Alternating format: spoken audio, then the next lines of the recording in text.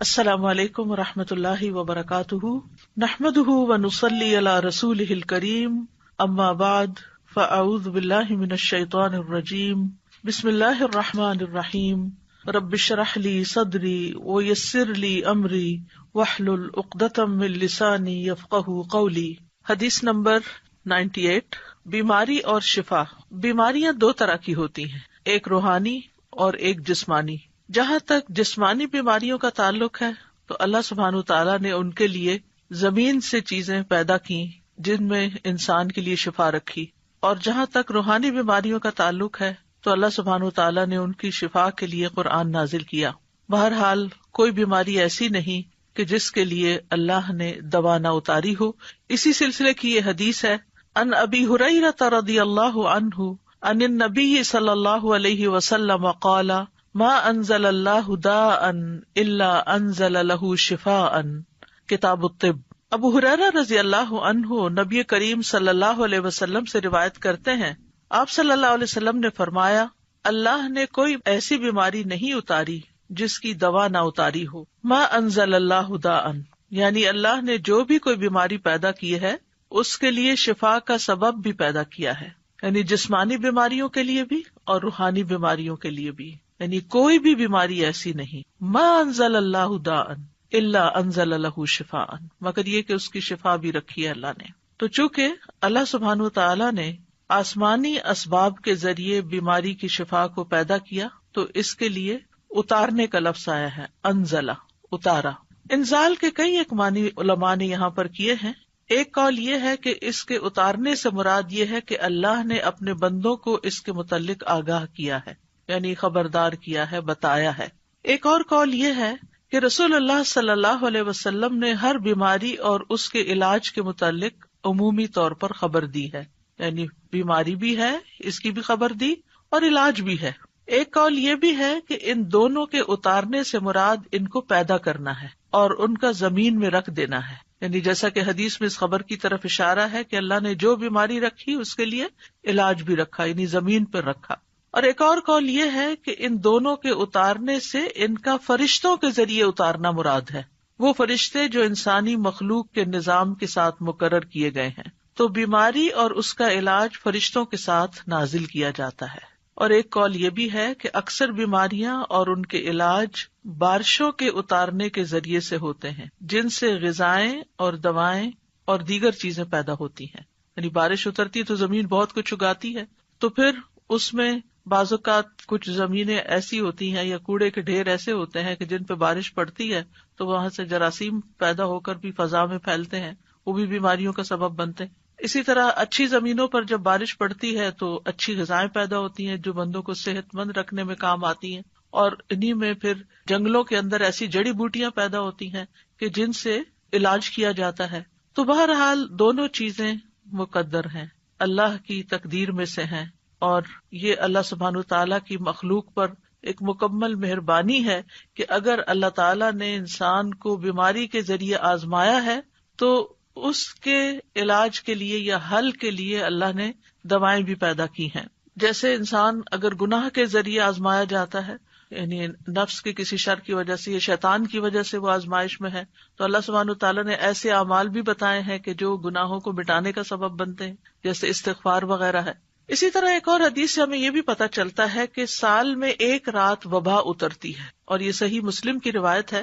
نبی صلی اللہ علیہ وسلم نے فرمایا کہ برتن ڈھانپ دیا کرو اور مشکیزوں کے منہ باندھ دیا کرو، کیونکہ سال میں ایک رات ایسی بھی آتی ہے جس میں وبائیں اترتی ہیں اللہ کے اذن کے ساتھ، اور وہ ایسے برتن پر جسے ڈھانپا نہ گیا ہو یا وہ مشکیزہ جس کا منہ نہ باندھا گیا ہو اس پر سے گزرتی ہیں تو اس میں وہ داخل ہو جاتی ہیں۔ مثلاً پینے کی کوئی چیز رکھی ہوئی ہے، رات بھر ننگی رہی ہے اور اس میں وہ وبا داخل ہو چکی ہے، بیماری داخل ہو چکی ہے، اور صبح ہم اٹھتے ہیں اور بغیر بسم اللہ پڑھے اس کو پی جاتے ہیں تو بیماری جسم کے اندر چلی جاتی ہے۔ پھر ایک بندے کے اندر جراثیم آتے ہیں تو وہاں سے وہ دوسرے کو لگ جاتے ہیں، تیسرے کو لگ جاتے ہیں، اور پھر وہ بیماری بہت سو تک پھیل جاتی ہے۔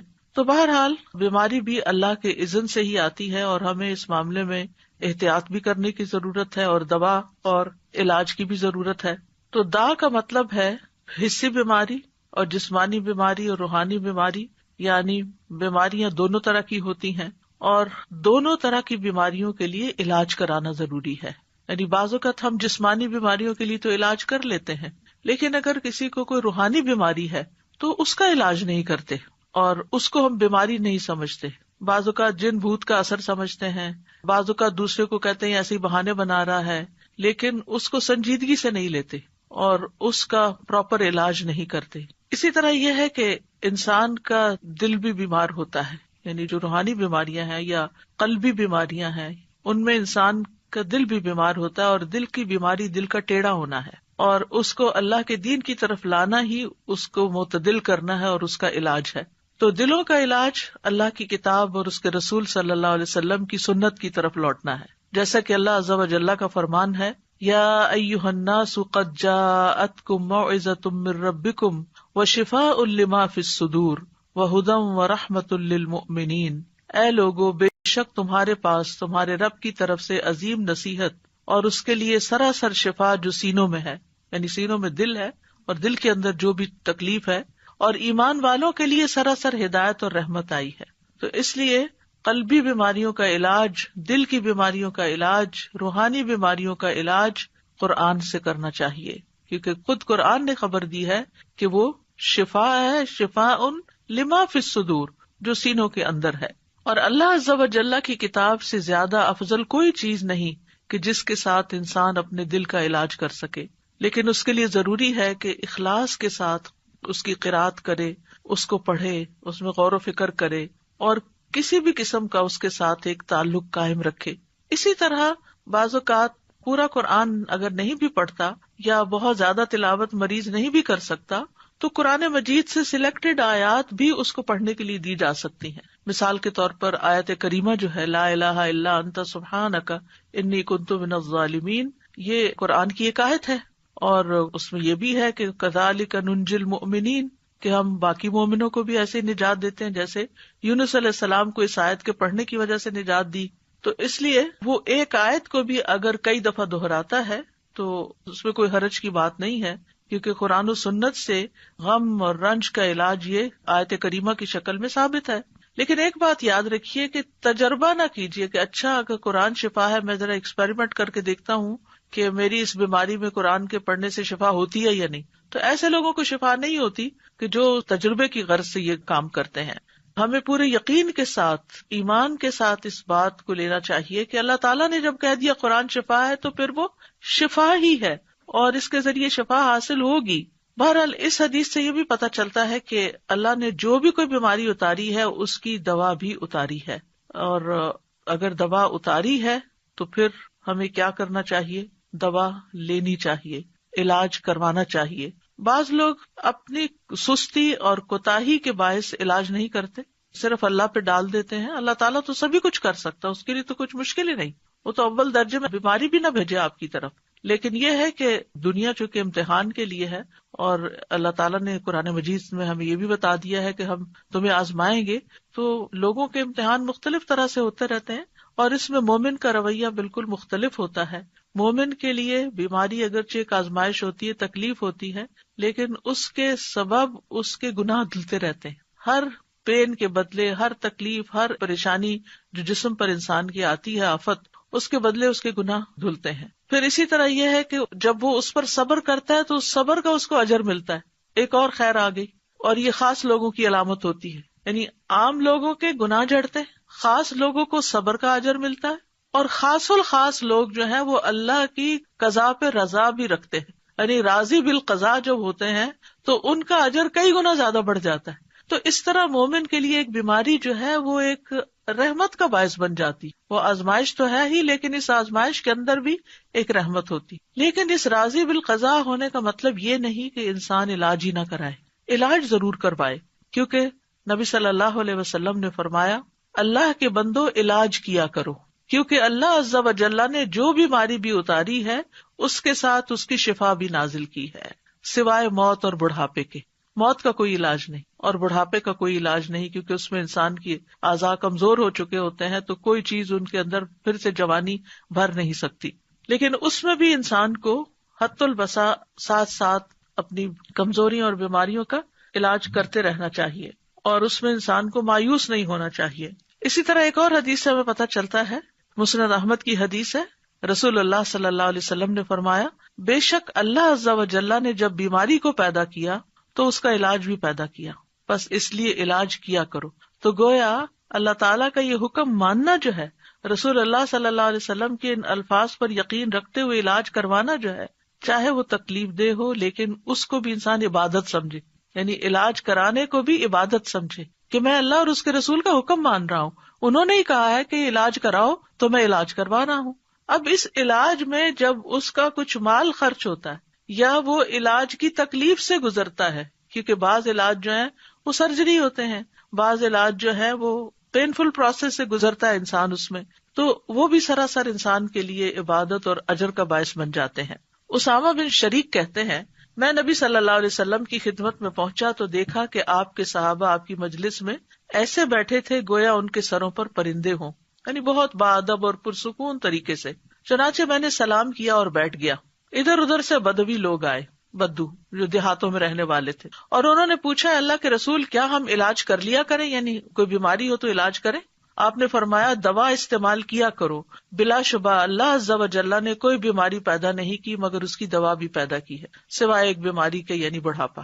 اچھا، بعض لوگ ہوتے ہیں وہ یہ کہتے ہیں کہ ہم نے آج تک کوئی دوا نہیں کھائی، اور اس میں بڑے فخر سے بتاتے ہیں ہمیں اگر کوئی بیماری ہو تو بس ہم صبر کر لیتے ہیں، بس دم درود سے کام لے لیتے ہیں اور بس ہمارے لیے وہی کافی ہو جاتا ہے۔ الحمدللہ یہ بھی اچھی بات ہے کہ آپ قرآن سے علاج کر لیتے ہیں اور کرنا چاہیے، لیکن اس کا یہ مطلب نہیں کہ کوئی اگر دوا کھا رہا ہے یا دوا کھانا کوئی بری بات ہے، کیونکہ نبی صلی اللہ علیہ وسلم نے کیا فرمایا ہے کہ دوا استعمال کیا کرو، تداوؤ، دوا استعمال کیا کرو۔ تو دوا کھانا جو ہے وہ کوئی غلط کام کرنا نہیں ہے، لیکن دوا سے شفا ملنا اللہ کے اذن سے ہے، دوا کے اندر شفا اللہ نے رکھی ہے، اللہ کے اذن سے شفا ہوتی۔ کوئی یہ نہیں کہہ سکتا کہ میں نے یہ چیز کھائی تو میں ٹھیک ہو گیا، نہیں، چیز نے ٹھیک نہیں کیا، اللہ کے اذن سے ٹھیک ہو گیا، کیونکہ اللہ کا اذن اس کو ہوا کہ اس بندے کے اندر یہ کیفیت پیدا کر دے، اس کی بیماری کی اصلاح کر دے، تو علاج ہو گیا، شفا ہو گئی۔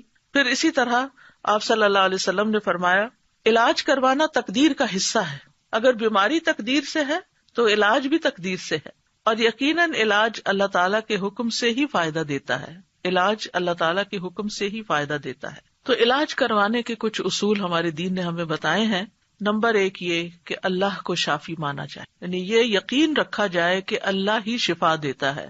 سورۃ الشعراء میں آتا ہے، وَإِذَا مَرِضْتُ فَهُوَ يَشْفِينِ، اور جب میں بیمار ہوتا ہوں تو وہی مجھے شفا دیتا ہے، شفا اللہ ہی کے ہاتھ میں ہے۔ حضرت عائشہ کہتی ہیں کہ رسول اللہ صلی اللہ علیہ وسلم دم کیا کرتے تھے اور یہ دعا پڑھتے تھے، امسح البأس رب الناس بیدک الشفاء لا یکشف الکرب الا انت، اے لوگوں کے رب تکلیف کو دور کر دے، شفا تو تیرے ہی ہاتھ میں ہے، تیرے سوا اس کو دور کرنے والا اور کوئی نہیں۔ پھر اسی طرح ایک روایت میں آتا ہے کہ اللہ ہی طبیب ہے۔ ابو رمثا سے مروی ہے، وہ کہتے ہیں کہ میرے والد نے رسول اللہ صلی اللہ علیہ وسلم سے عرض کیا کہ مجھے آپ اپنی وہ چیز دکھائیں جو آپ کی پشت پر ہے، یعنی وہ جو مہر نبوت تھی، کیونکہ میں طبیب ہوں۔ آپ نے فرمایا، طبیب تو اللہ ہے، بلکہ تو رفیق آدمی ہے، یعنی نرمی کرنے والا ہے، مریض کو تسکین دینے والا، دلاسا دینے والا ہے، اور بیماری کا اصل طبیب تو اللہ ہی ہے، شافی تو وہی ہے جس نے اسے پیدا کیا۔ حضرت ایوب علیہ السلام کی مثال ہمارے سامنے ہے کہ جب ان کی بیماری کو ایک طویل عرصہ گزر گیا تو بھی وہ مایوس نہیں ہوئے، دعا کرنے لگے۔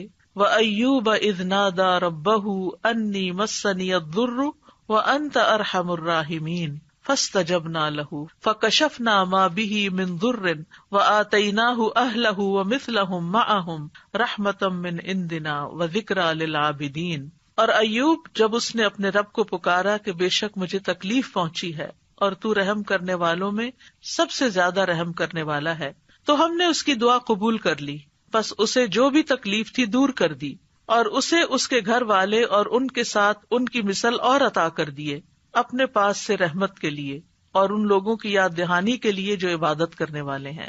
تو یہاں پر وہ کہتے ہیں وَأَنْتَ أَرْحَمُ الرَّاحِمِينَ، اللہ آپ ہی سب سے بڑھ کر رحم کرنے والے ہیں۔ تو ہم نے ان کی دعا سن لی اور ان کی تکلیف دور کر دی۔ دوسری چیز یہ کہ اللہ کی کتاب سے علاج کرنا چاہیے۔ سورۃ بنی اسرائیل میں آتا ہے وَنُنَزِّلُ مِنَ الْقُرْآنِ مَا هُوَ شِفَاءٌ وَرَحْمَةٌ لِّلْمُؤْمِنِينَ، اور ہم قرآن کے ذریعے سے وہ چیز نازل کرتے ہیں جو مومنوں کے لیے شفا اور رحمت ہے۔ حضرت عائشہ سے مروی ہے کہ رسول اللہ صلی اللہ علیہ وسلم ایک مرتبہ ان کے پاس تشریف لائے تو ایک عورت عائشہ رضی اللہ عنہا کا علاج کر رہی تھی یا آپ کو دم کر رہی تھی، تو آپ نے فرمایا کتاب اللہ کے ساتھ اس کا علاج کرو، یعنی قرآن کے ساتھ کرو، رقیہ کرو اس کو۔ اسی طرح سنت سے علاج، انبیاء علیہ السلام کو قلبی اور روحانی ادویات دی گئی تھی۔ ابن قیم کہتے ہیں کہ وہ وہی جو اللہ تعالیٰ اپنے نبیوں کو کرتا ہے اس میں ایسی چیز ہوتی ہے جو لوگوں کو فائدہ دیتی ہے، یعنی وہی کے ذریعے علاج ہوتا ہے، اور اس میں وہ دوائیاں بھی ہوتی ہیں جو بیماریوں سے شفا دیتی، اور وہ ایسی چیزیں ہوتی ہیں، وہ بعض غذائیں ایسی ہوتی ہیں کہ جن کی طرف بڑے بڑے ڈاکٹروں کی عقل نہیں پہنچ سکتی، اور ان دوائیوں تک ان کے علوم، تجربات اور قیاسات پہنچ نہیں سکتے، اور یہ دوائیاں قلبی اور روحانی ہوتی ہیں۔ تو ایک بات ہمیں یاد رکھنی چاہیے کہ انسان صرف مادی جسم سے نہیں بنا، یعنی صرف مادہ نہیں ہے، صرف میٹر نہیں، اس کے اندر روح ہے۔ اس لیے اگر آپ صرف دوا سے علاج کریں گے تو وہ کافی نہیں ہے، جب تک کہ آپ اس کی روح کا بھی علاج نہ کریں، خصوصاً روحانی بیماری میں۔ کچھ بیماریاں ایسی ہوتی ہیں نا کہ جو روحانی بیماری ڈومیننٹ ہوتی ہے اور اس کے اثر میں جسمانی بیماری بھی ہوتی ہے، اور کبھی ایسا ہوتا ہے کہ جسمانی بیماری ہوتی ہے اور اس کے اثر سے انسان کی روح بھی بیمار پڑ جاتی، کیونکہ دونوں ایک دوسرے میں گندے ہوئے ہیں، ان سے الگ نہیں ہے۔ ایک کو کوئی تکلیف پہنچے گی تو دوسرا اس سے متاثر ہوگا، تو اس لیے بہت ضروری ہے کہ انسان دونوں طرح کے علاج کرے، یعنی ایک طرف دوا کھائے اور دوسری طرف دعا کرے اور دم کرے اور قرآن پڑھے، تاکہ انسان مکمل شفا یاب ہو جائے۔ کیونکہ بندہ جب تک اللہ کے ذکر میں مصروف رہتا ہے تو شیطان کے حملوں سے محفوظ ہوتا ہے اور ایک مضبوط قلعے میں ہوتا ہے۔ تیسری چیز ہے طب نبوی سے علاج۔ تو اب اگر طبیب اللہ ہی ہے تو پھر ہمیں کیا طب نبوی سے علاج کرنا چاہیے، اور طب نبوی کیا ہے، اور کیا کوئی انسان طبیب کہلا سکتا ہے؟ انسان طبیب کہلا سکتا ہے، لیکن اللہ الطبیب ہے، یعنی جیسے انسان کو بھی کریم کہہ سکتے ہیں لیکن اللہ الکریم ہے۔ تو طب نبوی سے علاج میں حجامہ کروانا، پچھنے لگوانا۔ آپ صلی اللہ علیہ وسلم نے فرمایا اگر تمہاری دواؤں میں سے کسی میں بھلائی ہے تو پچھنا لگوانے یا شہد پینے اور آگ سے داغنے میں ہے، اگر وہ مرض کے مطابق ہو، یعنی بیماری کے مطابق پچھنا لگے یا آگ سے داغ لگے۔ اور میں آگ سے داغنے کو پسند نہیں کرتا۔ ایک تو یہ کہ تکلیف دہ علاج ہے بہت، یعنی انسان کو کسی گرم سلاخ سے داغنا یا کسی بھی طرح کی ایسی کوئی چیز لگانا کہ جس میں آگ ہو، تو اس لیے آپ اس کو پسند نہیں کرتے تھے، لیکن آخری چارہ کار کے طور پر اگر کوئی بیماری کسی بھی طرح ٹھیک نہ ہوتی تو اس صورت میں ایسا علاج کیا جا سکتا، اور ہو سکتا ہے کہ اسی کے اندر ہی پھر جو الیکٹرک شاکس وغیرہ دیے جاتے ہیں وہ بھی اس میں شامل ہوں، اللہ عالم۔ پھر اسی طرح کلونجی سے علاج، رسول اللہ صلی اللہ علیہ وسلم نے فرمایا کلونجی کے دانوں میں موت کے علاوہ ہر بیماری کے لیے شفا ہے۔ اگر کلونجی کے تیل پر شرعی دم کر کے مریض کے متاثرہ حصوں پر وہ تیل لگایا جائے اور کلونجی کے دانے جو ہیں وہ کھلائے جائیں تو حدیث میں کیا آتا ہے کہ موت کے علاوہ ہر بیماری کا علاج ہے۔ تو اس لیے ہر گھر میں کلونجی کے دانے بھی ہونے چاہیے اور اس کا تیل بھی ہونا چاہیے، اور اس میں یہ ہے کہ اگر جیسے آج کل کورونا کی بیماری ہے تو اس میں 2 کام کیے جا سکتے ہیں۔ ایک تو یہ کہ کلونجی کے بیج زبردست جراثیم کش ہیں، ان کی دھونی دینی چاہیے، یعنی گھر کو ڈس انفیکٹنٹ کرنے کے لیے جیسے بخور جلاتے ہیں تو اسی طرح کوئلے کے اوپر تھوڑے سے دانے ڈال کے ان کا دھواں جب نکلنے لگے تو اس کو گھر میں گھما دینا چاہیے۔ اس کے بارے میں یہ بھی کہا گیا ہے کہ یہ شیاطین کو بھگانے کا ذریعہ بھی ہے، یعنی یہ دھواں شیطانوں کو بہت تکلیف دیتا ہے تو وہ نکل جاتے ہیں، اور اگر ریپیٹڈلی ہوگا تو گھر سے جراثیم وغیرہ بھی نکلیں گے اور شیاطین بھی نکلیں گے اور انشاءاللہ باذن اللہ شفا ہوگی۔ دوسرا یہ ہے کہ لنگز کی بیماریوں میں اس کی بھاپ جو ہے وہ بہت فائدہ دینے والی چیز ہے۔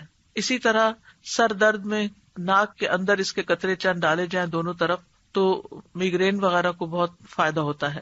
اس کے اوپر تو بہت تفصیلی الگ ایک پورا لیکچر ہو سکتا ہے کہ کلونجی کس طرح استعمال کی جا سکتی ہے اور کس طرح فائدہ، لیکن یہ 2 چیزیں جو میں نے بتائی ہیں کہ اس کی دھونی دی جائے اور اس کی بھاپ لی جائے، یہ غیر مضر ہیں، اور چند دانے جیسے چٹکی بھر دانے صبح کے وقت پانی کے ساتھ اگر کھا لیے جائیں، اور اگر صبح نہیں یاد رہے تو آپ کے ڈائننگ ٹیبل پر اگر کلونجی رکھی ہوئی ہے تو کھانے کے اوپر بازو کے جیسے آپ نمک چھڑکتے ہیں تو چٹکی بھر دانے، یعنی بہت زیادہ مقدار میں نہیں، کیونکہ پھر ایسا نہ ہو کہ اس کا کوئی ری ایکشن ہو، اسی طرح یہ کہ اگر گلے میں خراش وغیرہ ہے تو کلونجی کا تیل اگر رکھا ہوا ہے تو چند قطرے زبان پہ ٹپکا کے آہستہ آہستہ گلے سے گزارے جائیں تو یہ چونکہ جراثیم کش ہے تو گلے کے اندر کے جراثیم، اسی طرح ناک کے اندر کے جراثیم، کیونکہ گلے کی بیماریوں میں بھی ناک میں ڈالنا سب سے زیادہ مفید ہے. اگر تھوڑا سا کڑوا لگتا ہے، تکلیف سے محسوس ہوتی ہے، لیکن یہ کہ اس میں فوری طور پر انسان کو ریلیف ملتا ہے اور بہت جلد گلے کی بیماریاں وغیرہ جو ہیں یہ ٹھیک ہوتی ہیں. اور اگر پھیپڑوں تک نمونیا وغیرہ ہو گیا ہے تو بارہا اگر بھاپ دی جائے اس کی تو بہت فائدہ مند ہے. وکس وغیرہ جو ہے یعنی کہ ایسی چیز ہے کہ جس کے بخارات پھیپڑوں میں جا کے جم بھی سکتے ہیں، لیکن کلونجی جو ہے وہ مضر نہیں ہے. پھر اسی طرح یہ ہے کہ شہد فائدہ مند ہے. قرآن مجید میں آتا ہے یخرج من بطونها شراب مختلف الوانه فیہ شفاء للناس. اس مکھی میں سے رنگ برنگ کا شربت نکلتا ہے جس میں لوگوں کے لیے شفا ہے. یعنی شہد جو ہے وہ فائدے کی چیز ہے. شہد اگر آپ مہینے میں کم از کم 3 دن خالی پیٹ اس کا چمچ لے لیں صبح یا ایک گھونٹ بھر لیں تو یہ پریونٹیو کیور بھی ہے، یعنی بہت سی بیماریاں لگنے سے انسان محفوظ رہتا ہے. اور اسی طرح نبی صلی اللہ علیہ وسلم پانی میں شہد ملا کر پیا کرتے تھے، ایک بہترین ڈرنک بن جاتا ہے. لیکن بہت ابلتے پانی میں اس کی پراپرٹیز ضائع ہو جاتی ہیں، اس لیے گرم پانی کی بجائے اگر ٹھنڈے پانی میں استعمال کیا جائے تو بہتر ہے. اور خصوصاً اگر موسم ٹھنڈا نہ ہو تو پھر روم ٹیمپریچر پر جو پانی ہے اسی کے اندر شہد ملا کر پینا زیادہ فائدہ مند ہے. پھر آب زمزم، رسول اللہ صلی اللہ علیہ وسلم نے فرمایا زمزم کا پانی اس مقصد کے لیے ہے جس کے لیے وہ پیا جائے. اگر آپ شفا کی نیت سے پیئیں گے تو شفا ہے، غذا کی نیت سے پیئیں گے تو غذا ہے، پیاس بجھانے کی نیت سے پیئیں گے تو پیاس بجھے گی انشاءاللہ.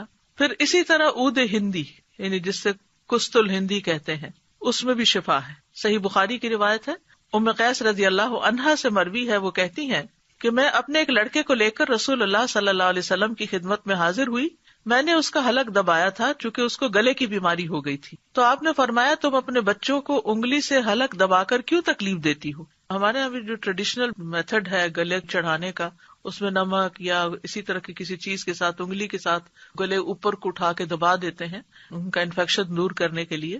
تو آپ صلی اللہ علیہ وسلم نے اسے منع کیا اور فرمایا یہ عود ہندی لو، اس میں 7 بیماریوں کی شفا ہے. سبحان اللہ. ان میں ایک ذات الجم پسلی کا ورم بھی ہے یعنی نمونیا بھی ہے. تو آج کل کورونا وائرس میں جیسے پھیپڑوں پر ہی سارا اثر چلا جاتا ہے، بیماری زیادہ تکلیف دہ ہو جاتی ہے، تو اس میں کست الہندی جو ہے اور کست البحری یہ فائدہ مند ہے. اگر حلق کی بیماری ہو تو اس کو ناک میں ڈالو، اور اگر ذات الجنب ہو یعنی نمونیا ہو، ذات الجنب عربی میں کہتے ہیں اس کو، تو حلق میں ڈالو یعنی اس کو پیو. اور اس کے لیے بھی یہ ہے کہ گرم پانی میں اگر تھوڑی دیر کے لیے اس کو بھگو کے رکھ دیا جائے، ایک چھوٹی چمچ جو ہے اس کو 1 کپ پانی میں، اور پھر جب وہ اچھی طرح اس کے پانی میں اثرات آ جائیں تو اس کو چائے کی طرح سپ سپ کر کے یا قہوے کی طرح پی لیا جائے تو یہ بھی بہت جلد فائدہ دیتی ہے. جہاں یہ مسنون علاج ہے، طب نبوی ہے یعنی علاج کرنے کا کہا گیا ہے، وہاں یہ ہے کہ ممنوع علاج سے بھی بچنا چاہیے. اور ممنوع علاج کیا ہے؟ غیر شرعی اور شرکیہ طریقے سے علاج، یعنی شرکیہ دم یا تعویذ وغیرہ. عبداللہ بن مسعود اپنی بیوی کے پاس داخل ہوئے تو دیکھا کہ اس نے خسرہ کی بیماری کی وجہ سے تعویذ پہنا ہوا تھا. ان کی وائف نے تعویذ لٹکایا ہوا تھا خسرہ کی بیماری سے نکلنے کے لیے. تو آپ نے اسے سختی سے کاٹ دیا اور کہا بے شک عبداللہ کی آل شرک سے بیزار ہے. اور کہا ہم نے رسول اللہ صلی اللہ علیہ وسلم سے یہ بات بھی یاد کی ہے کہ بلا شبہ جھاڑ پھونک، تعویذ اور حب کے اعمال شرک ہیں. یہاں پر اس کا یہ مطلب نہیں کہ دم کرنا منع ہے یا رقیہ منع ہے، شرکیہ جھاڑ پھونک منع ہے. یعنی ان الرقا والتمائم والطولہ شرکن، یعنی اس سے مراد وہ کلمات ہیں جو حرام ہیں، لیکن دوسری طرف جائز اور شرعی دم بھی ہیں. عوف بن مالک کہتے ہیں ہم زمانے جاہلیت میں دم کیا کرتے تھے. ہم نے عرض کیا اللہ کے رسول اس کے بارے میں آپ کا کیا خیال ہے؟ آپ نے فرمایا اپنے دم کے کلمات میرے سامنے پیش کرو، دم میں کوئی حرج نہیں جب تک اس میں شرک نہ ہو. اچھا، یہ جو بات ہے نا کہ لا بأس بالرقى ما لم يكن فيه شرک، اب یہ قرآن کی آیات تو نہیں تھی نا دور جاہلیت میں. تو آپ نے پوچھا کہ مجھے دکھاؤ کہ کون سا دم کرتے تھے، بتاؤ مجھے. آپ نے فرمایا کہ اگر شرکی الفاظ نہیں تو دم ٹھیک ہے. اس سے ایک بڑی اہم بات پتہ چلتی ہے. بعض لوگ اس بات میں بہت فس کریٹ کر دیتے ہیں کہ یہ کوئی مصنون طریقہ نہیں دم کا، اور آپ کو یہ کس نے کہا کہ یہ آیت 10 دفعہ پڑھ کے دم کریں تو ٹھیک ہو جائیں گے. تو آیت پڑھنے میں تو کوئی حرج ہی نہیں ہے. یعنی جیسے کسی کو منزل نام کی کتابچہ بھی ہوتا ہے، یا اسی طرح رقیہ جس میں قرآن کی مختلف آیات اکٹھی کی گئی ہیں، ان کو جب پڑھا جاتا ہے تو لوگ پوچھنا شروع ہو جاتے ہیں یہ کہاں لکھا ہوا ہے کہ یہ آیت بھی پڑھی جائے اور یہ آیت بھی پڑھی جائے. تو اس موقع پر یہ حدیث یاد کر لی جائے کہ اگر کوئی شرکیہ چیز نہیں ہے اور قرآن تو قرآن ہے، اس میں تو سوال ہی پیدا نہیں ہوتا، لیکن عام جب ہم دعائیں کرتے ہیں تو ان میں بھی اگر کوئی شرکیہ طریقہ نہیں ہے تو وہ دعا بھی فائدہ دے گی انشاءاللہ، اور مسنون دم بھی، اور قرآن پاک کی آیات پڑھ کر دم کرنا وہ بھی فائدہ دے گا. بعض لوگوں کو اللہ سبحانہ تعالیٰ نے بہت حکمت دی ہوتی ہے اور وہ قرآن کی آیات سے ایسے میننگ نکال لیتے ہیں کہ جس سے واقعی لوگوں کو فائدہ بھی پہنچتا ہے. اس میں ایک ویب سائٹ ہے رقیہ ان لنڈن، اس ویب سائٹ پر مختلف طرح کے دم ریکارڈ کیے گئے ہیں جو کہ کافی مفید ہیں. مثال کے طور پر اگر کسی کے پاؤں میں کوئی تکلیف ہے تو انہوں نے کیا کیا ہے کہ پاؤں سے متعلق جو آیات ہیں ان کو اکٹھا کر کے ان کو ایک رقیہ بنا دیا. اسی طرح اگر دل میں کوئی تکلیف ہے تو دل کی آیات، یا اسی طرح اور جن اعضاء سے متعلق کوئی تکلیف ہے تو اس سے ملتے جلتے آیات جو ہیں وہ اکٹھی کر کے ان کا رقیہ بنا دیا گیا ہے. تو اس میں کوئی حرج کی بات نہیں ہے، اس میں کوئی لڑائی جھگڑے اور بحث مباحثے کی بات نہیں ہے کہ کیا نبی صلی اللہ علیہ وسلم ایسا کیا کرتے تھے. نبی صلی اللہ علیہ وسلم نے ہر چیز نہیں کی، کیونکہ آپ نے اصول دے دیے ہمیں. کچھ چیزیں تو آپ نے کی ہیں، وہ تو ہمارے لیے بہت ہی اوتھینٹک اور یقینی چیزیں ہیں، لیکن کچھ چیزیں ایسی بھی ہیں کہ جو آپ نے ان کی حدود بتا دی ہیں. جیسے اس حدیث میں حد بتا دی کہ تم میرے سامنے اپنے دم کے کلمات پیش کرو، یعنی وہ دم جو دور جاہلیت میں تم کرتے تھے، اگر وہ فائدہ مند تھا تمہارے لیے تو آج بھی اس کو استعمال کر سکتے ہو. فرمایا کہ دم میں کوئی حرج نہیں جب تک اس میں شرک نہ ہو. تو اگر شرک پر مبنی ہو یا ایسے الفاظ پر جو سمجھ نہ آ رہے ہوں، بعض لوگ تعویذ لکھے ہوئے ہوتے ہیں اور اس میں ایسے ایسے لفظ لکھے ہوتے ہیں کہ جو سمجھ ہی نہیں آتے، یا نمبرز لکھے ہوئے ہوتے ہیں، تو وہ استعمال نہیں کرنے چاہیے، کیونکہ ان کا نہیں پتا کہ اس میں شیطانوں کو پکارا گیا ہے یا نعوذ باللہ اللہ کے ساتھ کسی اور الہ کو پکارا گیا ہے. تو ایسی چیزوں سے انسان کو دور رہنا چاہیے. جہاں تک قرآن اور اذکار اور جائز دعاؤں کے ساتھ دم کرنا ہے تو ان میں کوئی حرج کی بات نہیں ہے. اور اسی طرح اللہ کے کلام، یعنی پچھلی ایک حدیث میں عبداللہ بن مسعود والی میں نے کہ جھاڑ پھونک منع ہے، لیکن اللہ کے کلام کے ساتھ پھونک مار کر دم کرنا جائز ہے. مثلاً سورۃ فاتحہ پڑھ کر پھونک ماری جا سکتی ہے. رات کو سوتے وقت جب آپ آیت الکرسی پڑھتے ہیں تو چاروں کونوں میں آپ پھونک ماریں، وہ بھی ایک حفاظت کی چیز ہے. اسی طرح نبی صلی اللہ علیہ وسلم اپنے ہاتھوں میں معوذتین اور قل ھو اللہ پڑھ کر دم کرتے تھے، اور رات کو جہاں جہاں تک آپ کا ہاتھ جاتا تھا خود اپنے اوپر دم کرتے تھے اور اپنے آپ کو جھاڑتے تھے. حضرت عائشہ کہتی ہیں کہ نبی صلی اللہ علیہ وسلم اپنی مرض وفات میں خود پر معوذات پڑھ کر دم کرتے تھے.